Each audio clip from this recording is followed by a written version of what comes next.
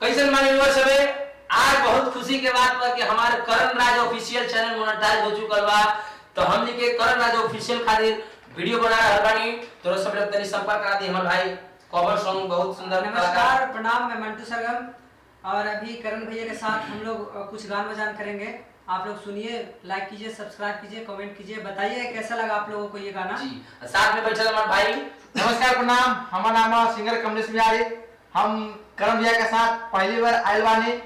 अब देखिए पहले सुना हो कैसा लगे फिर बाद में बताओगे।